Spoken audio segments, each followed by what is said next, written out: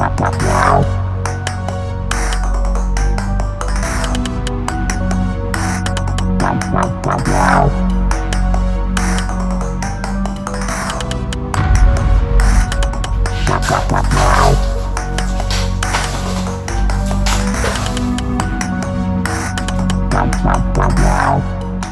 we're back. Because there was several mentions during the last part of your path to restoration. So I'm curious on how this got started. I mean, a lot of blade owners out there will just collect blades, Yeah. and a lot of blade collectors out there won't even use them, won't even cut them like we do. Yeah. No, Yeah. Yeah. Yeah. and a lot of collectors would consider them as treasures and keep it as that, Yes. as display, Yes. and would even be afraid to touch it.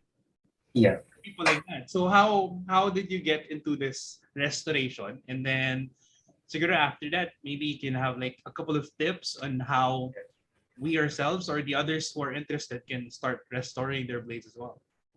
Yes. So even before I started tinkering with my blades, I've heard of that debate before, yung provenance versus functionality, and then that whole thesis shift debate.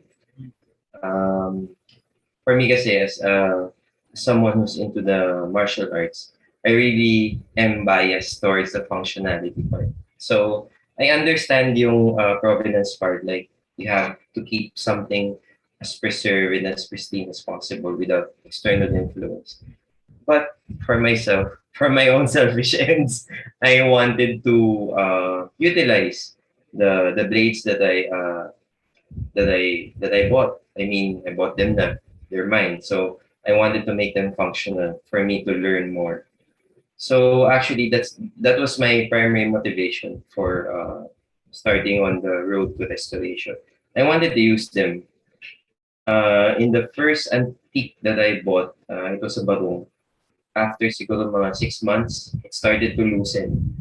So then and there, I realized na if I were to buy more antiques, if I were to collect more antiques, this cannot be. Kasi wala. I mean, parang bibili lang ako bibili because they would also always degrade or eventually break down. So luckily, one of my mentors, Mr. Zel O'Malley, and also Randy Salazar and Style Ala, taught me bits and pieces, step by step, how to handle these old weapons, how to make them functional again. So again, I was made to understand that once you tinker with something, once you dehilt the weapon, once you remove something as precious as this, it's wala na yung provenance. I mean, inano mo na, it's been modified as of present time. But you're able to make it functional. As Style would say, it would be able to serve its purpose again. To be able to cut again. I mean, the purpose of a weapon is to cut. The purpose of a weapon is to be used. So that's why I chose the path of functionality. And even until now, I try to restore my antiques as best as I can. So Filipino blades, their construction varies depending on the major island group. So, for example,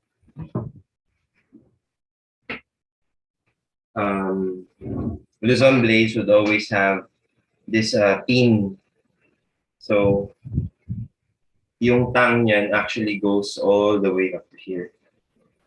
So, tumatagos yan all the way up to the blade.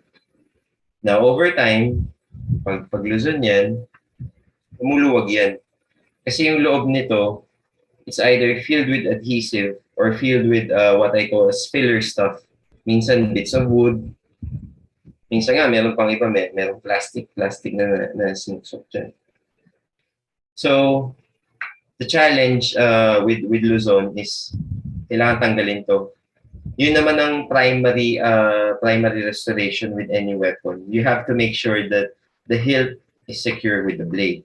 Otherwise, you would have a flying blade, which has happened to me several times. Na. So that's always the first restoration step that I aim to do. Make sure that the hilt is secure to the blade. So, but the basic tools that I use for that would be a heat gun. So, necessary yun. As in, highly necessary yun. Because a heat gun would allow you to melt through any adhesive that was applied to the blade before. It's a matter of trial and error. I mean, I can't give any duration because different adhesives will have different melting or boiling points. Pero maaamoy mo yun. So, restoration is also a matter of using discarte and the use of your senses. So, once you smell the adhesive going, you also need a clamp to keep the blade secure. So, yung usual setup ko, sorry, wala dito yung table ko, is parang nakaganyan eh. Naka-clamp dito, clamp dyan, heat gun dito, and then after that, you'll have to hammer off the hilt. So, that's basically what's done kahit sa Visayas and Mindanao. Meron lang added complication kay Luzon kasi kailangan mo nang tanggalin tong pin na to. Pero once that pin is removed, it's the same procedure. You remove the hilt, you assess the tang, ano itsura ng tang, kalawangin na ba? Okay pa ba siya? So, I make it a point to clean the tang. Once exposed yung tang, I clean it, but I don't sand it because tangs are naturally rough para dumikit dun yung adhesive na ilalagay. So after that, I apply adhesive, which is usually epoxy, clear epoxy, in order to, para hindi rin makita, para hindi rin siya masyadong pansin. And then I simply put back the handle. So in terms of functionality, resetting, that's the term for removing and reinstalling the handle with new epoxy. Resetting already makes the weapon functional again. So yun yung first step na ginagawa ko usually.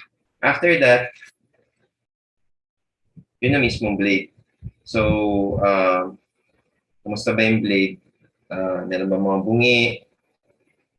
Naka-align ba siya? Yun na yung parang the works, kumbaga, on how to make the blade sharp again. And I also forgot to mention pala na after I dehil, kung sobrang kalawang yung blade niya yan, nilalagay mo na sa suka. I mean, everyone probably knows this by now, but suka is a very effective the rusting and the greasing agent.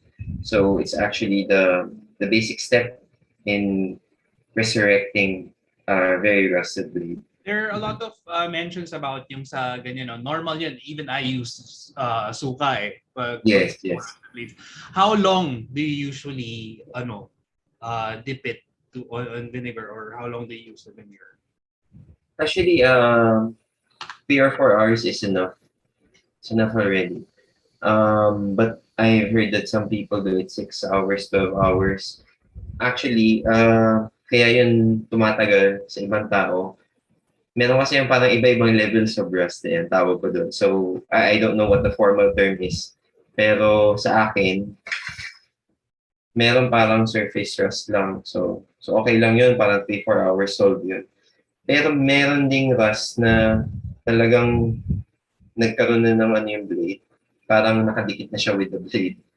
So, yun yung rust na mahirap tanggalin. Even if you get to remove that rust, magkakaroon na ng pits along the blade. So I guess that's the reason why some people go for 6 hours, 12 hours. They think na with that length of time, matatanggal yun. Pero in my experience, it doesn't eh. Hindi, kailangan mo pa rin kailangan mo pa rin mag-sand down kung gusto mo silang gawing even. So that's another thing that I learned. You need to put in man hours. So that's what Mr. Randy Salazar calls it. You have to put in man hours to actually taking care of the blade. So at this point, it's a matter of personal preference. if you're after the preserving the provenance of the blade, you would only use relatively high sandpaper, or you would only use fine steel wool, as Mr. Zel O'Malley recommends. Because that way, hindi mawawala yung pagkaluma ng blade. Hindi mawawala yung mga features na nagkaroon siya due to age. So, for example, So may character pa rin siya. No? yes, exactly. That's the term ni character. Like this Tenegre. Hindi ko na to paper at all. I just use fine steel wool. So as you can see, meron pa rin mga oxidation spots and stuff. Hindi siya gleaming new. Hindi ko na rin siya in-etch. Hindi ko na rin siya in-attempt in-etch. Because I found the character unique. And also, you will also have a choice on how much you want to mess with the edge.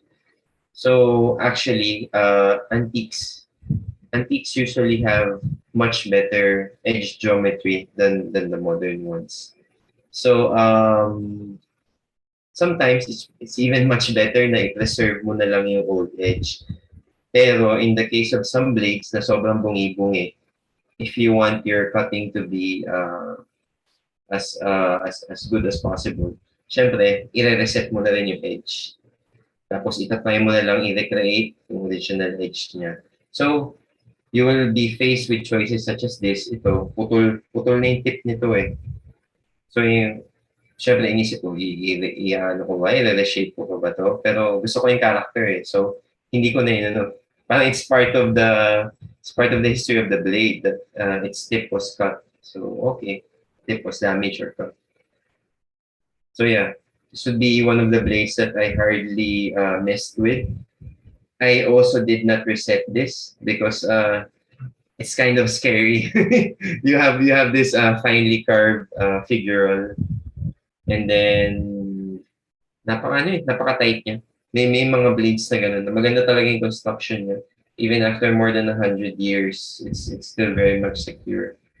So, sa ganun, YOLO mode na lang. Kung lumuwag, edi saka mo nire-reset. Kung lumipad, edi, basta hindi ka matama. Kumbaga. So, yeah. With regards to wood, maraming approaches to restoring wood. I mean, you can do with orange oil, and then you can do with certain types of wax. Beeswax, I think, is commonly used. Pero for me, dahil medyo tamad ako pagdating sa wood, sorry. I just use BCO, virgin coconut oil. So, pahid mo lang, tapos let it stay for 5 minutes, and then binabuff ko na lang siya afterwards. It's also very good for seahorn, carabao horn. So, nakakapag-rejuvenate din siya ng carabao horn. Yeah. Now, there are certain blades. There's certain blades like this Spira na minsan, kapag nagre-restore ka, accidentally mo nang matatamaan itong mga areas na to. So, these are areas that you have to watch out for because some of these antiques were made using a percentage of silver pagdating dito sa ferrule. So, ang dali niya mayupik, ang daling ma-warp. So, I believe that's another kind of discarte that's needed. Gaano ba kan?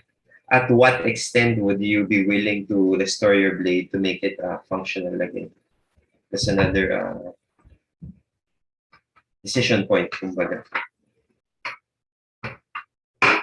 So yeah, with regards to restoration, I think I've shared all that I know. And again, I owe this all to my mentors. I would not have learned about this at all. I mean, sa YouTube, you will see videos of guys, American guys doing blade restoration, blah, blah, blah. Pero actually, over the top yung ginagawa nila. Kasi sobrang matatanggal na any trace of provenance sa antiques. You know? So, it's up to you.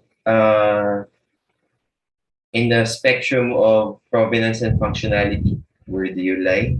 And then when you've determined that, you can also determine just how much do you want to bring back an antique that you own. Ayan. All right, cool. Yes. Thank you. Awesome tips.